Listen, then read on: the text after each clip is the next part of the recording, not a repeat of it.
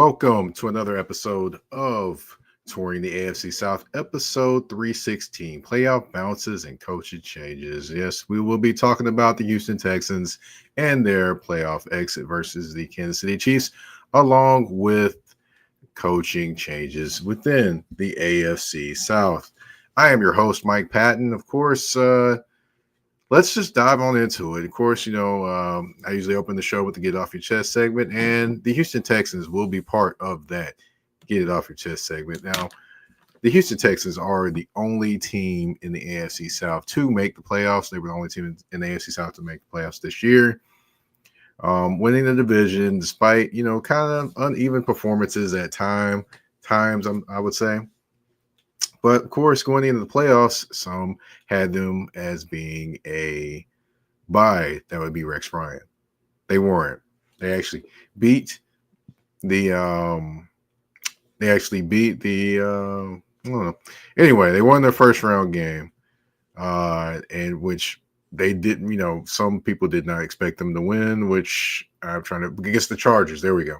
They beat the Chargers in the first round wild card weekend, lost the division round to the Kansas City Chiefs, scored 23-14. Now, after the game, of course, there was a lot of talk about the Houston Texans and, of course, the referees.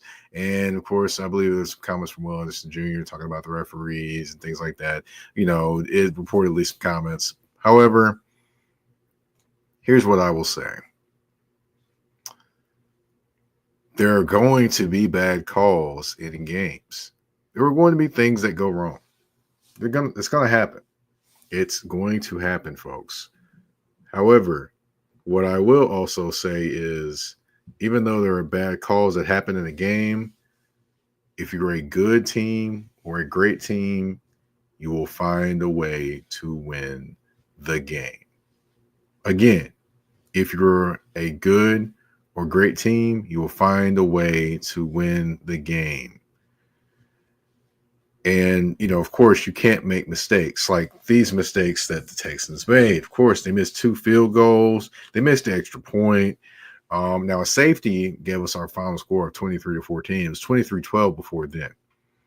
So, the Texans were right there. You get those 7 points you missed right there. It's 23 to 19. So you're driving, down maybe a touchdown. They, score a touchdown, you win the game. You're right there in the game, but, just like the other teams that lost on the divisional round weekend, you committed turnovers in terms of losing. You turn the ball over on downs. You didn't really make any game-breaking plays, which, some of the winning teams didn't make game-breaking plays either. And then you just don't get it done when it matters the most. And that just is what it is. Houston Texans, you're now going home. You're on the clock for different changes that you want to do in this offseason. Now, there's going to definitely be some talk around this wide receiver core. Stephon Diggs tore his ACL. He's a free agent this offseason. You have Robert Woods, veteran wide receiver, free agent this offseason. Tank Dell, back-to-back crippling knee injuries. Just bad knee injuries, back-to-back years, or leg injuries. And, there's no telling what his status will be for next season. Man, you got a couple young guys there, but it's just they don't have enough. They do not have enough. And because of that, it will be interesting to see what they add in the wide receiver room. You have Nico Collins there, but you need more. And I'm not sure Diggs is going to be it. Of course, he's going to be coming back off a torn ACL. I'm not sure, Mechie can give you all that you need. John Mechie Jr., John Mechie the third, I'm sorry. This is his first full off season after battling back from the cancer. And Robert Woods, do you really want to bring back a 32, 33-year-old wide receiver I mean, he may be dependable, but he's not one that can be dependably out there in terms of beating defensive backs and making plays. So because of those things, not sure what you're going to do there. Defensively, it's going to be interesting to see what all is done there too. So, you still, you need a more dependable slot receiver, wide receiver. And then, well, actually, that could be solved because you have Jimmy Ward, that's a safety and a slot guy. You have Kalen Bullocks that they drafted from USC. Then you have Jalen Petrie coming back next offseason. So, hey, it could be a little bit better there. We'll see what happens. But, unfortunately, the high hopes that some had for the Houston Texans did not actually come through as they go home to losing to the Kansas City Chiefs. Like the Baltimore Ravens, like the Los Angeles Rams. I mean, just looking at all these different games, you have teams that lose, that make the mistakes that will cost you games. And because of that, they're sitting at home, they're going to Cancun, they're doing whatever, but they just won't be playing on Championship Sunday.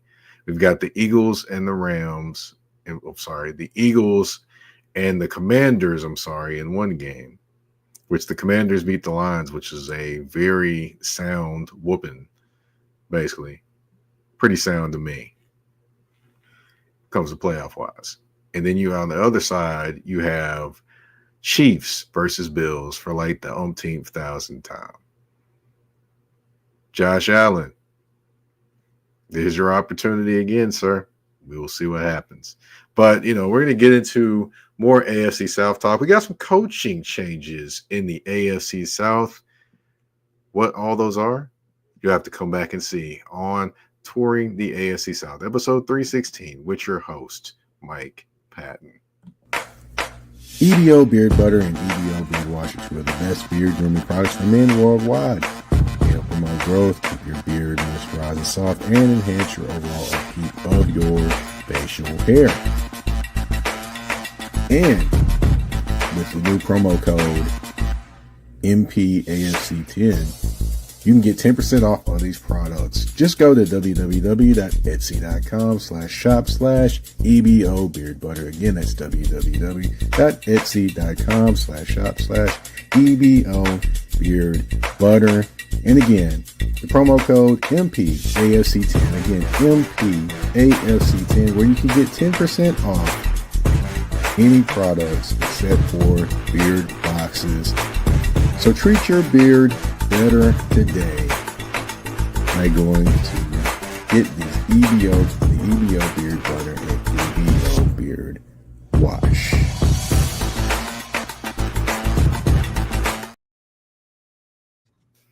All right, and we are back on Touring the AFC South, episode 316, playoff bounces and coaching changes. And we just talked about the Houston Texans and their playoff exit, but we got three other teams in this division, and neither of them made the playoffs. We're going to start with the Indianapolis Colts. Now, the Indianapolis Colts had some hopes going into the season.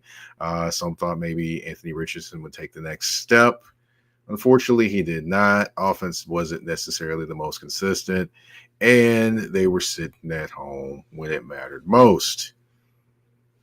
But along with that team on offense, of course, we had to talk about them defensively. Defensively, the Indianapolis Colts weren't necessarily getting it done. Gus Bradley being around for another season, kind of a vanilla style defense. You got your too high safety, you got your corners up and things like that. You run more zone than you do anything. I mean, Kenny Moore, the second, it was their best corner, but he was a slot corner and not necessarily a guy outside. You got Juju Brents being injured. You got you just players not necessarily playing up to their standards, some aspects as well. And, because of that, Gus Bradley was relieved of his duties as the head coach. Now, there were many names, or a few names, I should say, thrown out there for the the defensive coordinator position. Now, looking at this defense, of course, there were, the people talked about around the league, like, there were a few names tossed around, but there was one name that intrigued me. His name was Mr. Well, let me make sure I say his name right. Lou Anaromo.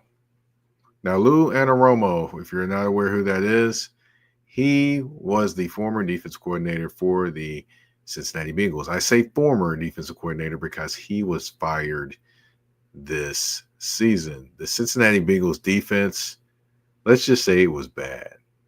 It was mid to lower level with, yards per game, giving up receiving yards, points per game. It was bad. And because of that, his reputation suffered a lot. A lot of people were wondering what was going on with the Cincinnati Bengals defense. The offense was doing great. You have announcers during games saying, well, Joe Burrow had an outstanding season. Jamar Chase with the Triple Crown, with yards, touchdowns, and receptions. I mean, you had a lot of great things going on offensively, but defensively, they just could not consistently get stops.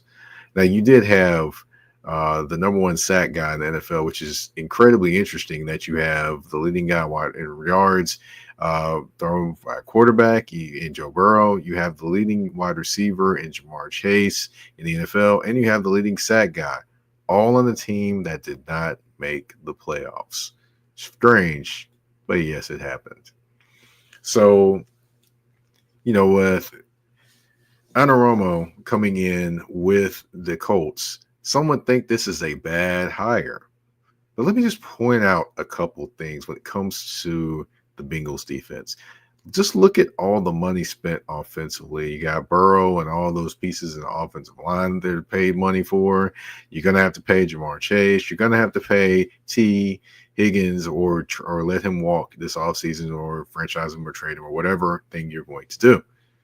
And in doing that, you're not really going to spend much money defensively, which means potentially Trey Hendrickson, who is their leading sack guy, and one of the extension there, he may be gone to another team. So the defense there is not going to get any more talented. Maybe if they add like some pieces and have a great year next year, but it doesn't look like it basically looks like whoever the defensive coordinator there next year is going to have to act like MacGyver and just make some things work. For those that don't know MacGyver, check out your 80s and 90s sitcoms or shows on TV. Yeah, you'll understand where that reference comes from. So, to be honest, Lou Anaromo basically got unfairly. I think he got fired. They weren't producing the results, but they weren't necessarily giving him the weapons as well. So, with the Colts now, he has one of the best defensive tackles in the NFL, DeForest Buckner. He has a young defensive end in Laitu Latu, who they drafted last year. He has some young, speedy linebackers. Now, I will say there is one that's a free agent, but still, even in that, you will have some talented linebackers. And also, you do have one outside corner that if he can stay healthy, he can make a big difference in Juju Brents. Now, the reason why I say that is because this defense has kind of been standard. You stand back there, you do this, you do that, you play your zone or whatever. Your two high safeties, all those different things. Maybe switch it up. You might drop a safety. That might switch it up. That, it's basically what they've been doing. With Anaromo, you're going to blitz. You're going to disguise a few things. You're going to play man-to-man defense. I mean, Kenny Moore, the second, ought to be salivating to play in this defense. If he looks at the slot corner for the Cincinnati Bengals, who has been there for years, he always has a good year because he's blitzing, he's covering in the slot, he's doing all kinds of different things, coming from all different kinds of angles if he is blitzing as well. So for Kenny Moore the second, he ought to be salivating and being very happy right now with the defensive coordinator he got. It honestly, Colts fans, with an upgraded level of talent that he has in terms of just across the board, I think that Anaromo will actually do some things with this defense. I think they will be better. They will be less predictable. and they will bring pressure not only with the front four, but just bring from different angles as well, which that's not what Gus Bradley does. That is just not what he does, nor has it ever been what he does. So, that's to me, that is an upgrade in what they are doing with that defense. Now, now that we've talked about the Colts, let's talk about the Jaguars. Now, the Jaguars have a whole nother coaching search going on. That's the head coach, because they let go of Doug Peterson, but kept Trent Baalke in Duval. Which, that still blows my mind that they kept Trent Baalke, general manager, and let go of Doug Peterson. Why not just take care of everything, hire a new GM, hire a new coach? But again, it's not my money. It's Shad Khan's money, and it's his team. But, the first choice that they wanted, and then everyone and their mom down in Duval wanted, was Ben Johnson. But unfortunately, Ben Johnson has decided he is going to stay in the same division as the team he used to coach, the Detroit Lions, as offensive coordinator. And he's going to coach Chicago Bears. So he has decided that. Congratulations to him on his first NFL head coaching job. I know Bears fans are excited, and we shall see what happens. A lot of them, this is who they wanted. We shall definitely see what happens and who all comes along with them. There's rumors of former Saints head coach Dennis Allen coming there to be his defensive coordinator. And there is rumors of the interim head coach for the Saints this past season, who's a very well-respected guy in the NFL, him coming to be the Bears special teams guy. So there's some thoughts there. But getting back to the Jaguars, now the reports are that 3 gentlemen will be in the running for this head coaching job. Those 3 gentlemen are Tampa Bay offensive coordinator Liam Cohen, who is the offensive coordinator. Basically, Tampa Bay offensive coordinator Liam Cohen. He did some great things with the running backs there. Running back by committee. Bucky Irving definitely stuck out as a star, former Oregon Duck. And also, you've got wide receivers. You got Mike Evans. You got Chris Godwin on the other side. Talented pieces there, but he definitely made the run game work. And even with Godwin and Mike Evans out for an extended amount of time, he still had their offense working very, very well. So I got to salute him. Even you can't just say the talent made him who he is. He definitely did some things when his talent was down as well. Another coaching option is Patrick Graham. He's the former Raiders defensive coordinator. Of course, he's been known as a leader of men, a guy that just studies football, eats, sleeps, and breathes it. Now, if you're a Jacksonville fan, you may not know about him, and you may just know about him just from being with the Raiders, but he is a talented head coach. He is a football players, football coach, basically. Definitely a guy that is all about ball. So that would be probably some coaches or some players' dreams or some fans' dreams right there. And then the last rumored,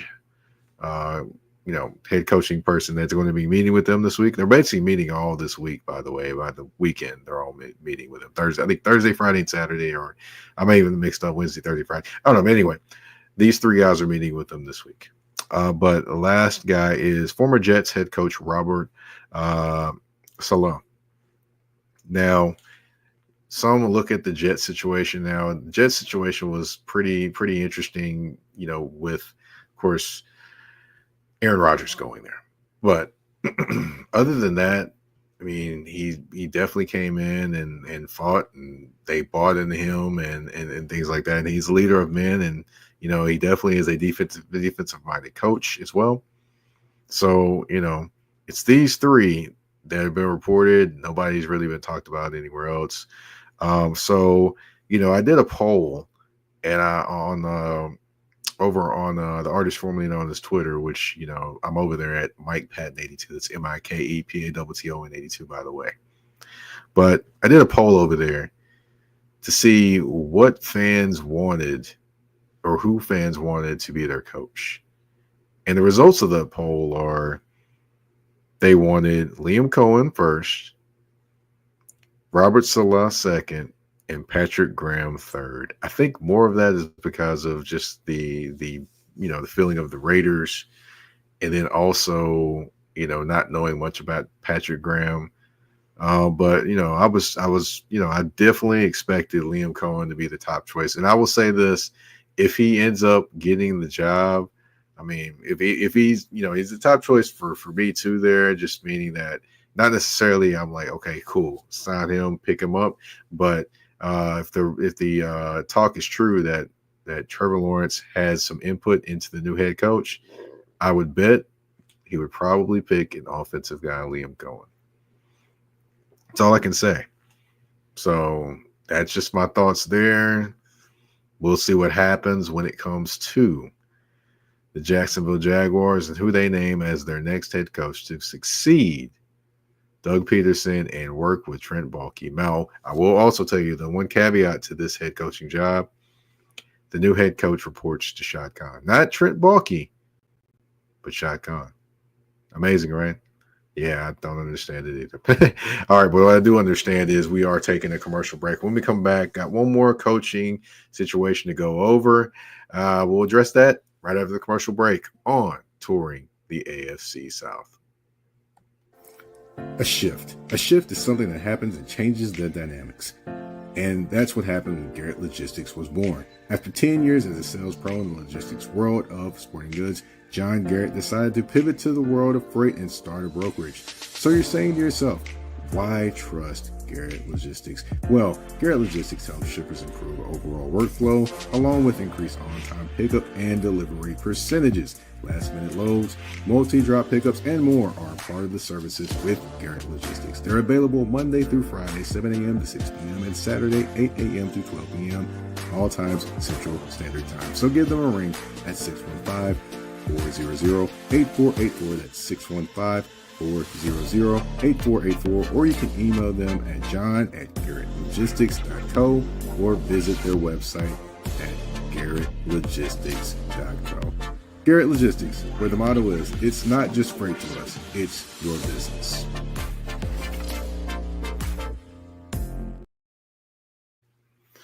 All right, we are back on Touring the AFC South. And like I mentioned before the commercial break, I had one more coaching update to give you. And this one will involve the Tennessee Titans. No, it doesn't involve Brian Callahan and him not being the coach. Yes, he will, as for all that has been talked about, he will be the head coach for the Tennessee Titans next season. But it does involve the special teams. Now, for those that haven't watched Tennessee Titans, earlier in the season, they were having a few problems, especially protecting punts and getting punts blocked. And plenty of people were calling out for Colt Anderson's job. Now, the special teams wasn't exactly great, didn't exactly stand out this season either. Didn't really make a ton of difference on the field. So, with that being said, of course, you had two moves that happened. I don't know necessarily if they happened side by side or whenever they happened, but Colt Anderson was fired. I know plenty of Titans fans are rejoicing with that firing. I mean, I don't, whoop and holler for a coach to lose their job all the time, but I know that plenty of Titans fans were calling for his job. And, with his job not being there anymore, now you replace him with somebody that is very, very well respected when it comes to special teams. That would be former Dallas Cowboys special teams coach John Fossil. Yeah, that Fossil name sounds familiar to Giants fans, I know. But basically, he's known to be a great special teams coach, tactician. Does some fake punts, things like that as well. But he's definitely known to get the most out of the special teams arena. Just this year, by the way, one of his return man, Devontae Turpin, was a Pro Bowler. Very talented guy. Very talented guy, and he gets the most out of guys with returns, things like that as well. And he's very, very, very well versed in all the different fakes, things like that as well. And to me, that is a significant upgrade for the Tennessee Titans. Plenty talk about what they did or didn't do and things like that, but this hire right here is huge for them because it saves them field position. Maybe it gets them some points on the board that they probably previously would not have had. But either way it goes, this is a definitely good hire for them and an upgrade over Colt Anderson. I know that a lot of times coaches, when they bring in a staff, they don't want to make a ton of changes because I believe they have relationships with the coaches that they bring in. However, the results spoke for themselves. They weren't necessarily the greatest rated special teams team in the NFL, and something had to be done. And there enough, it was done. And Colt Anderson is no longer employed by the Tennessee Titans. So yeah, just wanted to kind of go over the show, talk about Houston Texans and them getting bounced out of the playoffs. The Colts moving on from Gus Bradley to former Bengals defense coordinator Lou Anarumo. The Jags and their coaching search and who will they choose, and the Titans upgrading their special teams coach. For those that don't know, of course, my name is Mike Patton. I am the host of Touring the AFC South. You can find Touring the AFC South on all listening platforms, whether it be Spotify, Apple Podcasts, iHeartRadio, Amazon Music, you name it, we are there. We are also on the Mike Patton Podcast Network on YouTube as well. You can find me on the artist formerly known as Twitter. Like I've said before in previous times, the only X I recognize is DMX and Malcolm X. But you can find me on the artist formerly known as Twitter at Mike Patton 82. That's MikePatton 82. You can also find me on Blue Sky at Mike Patton 82. Again, that's MikePatton 82. You can also find me on Instagram and Threads at that's THA, not THE, _general_MP.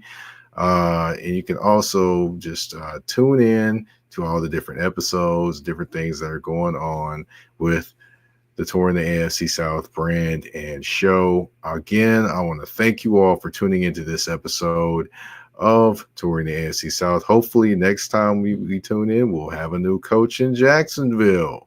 We shall see. The clock's ticking, and our time is up on this episode of Touring the AFC South with your host, Mike Patton. We're out. Peace.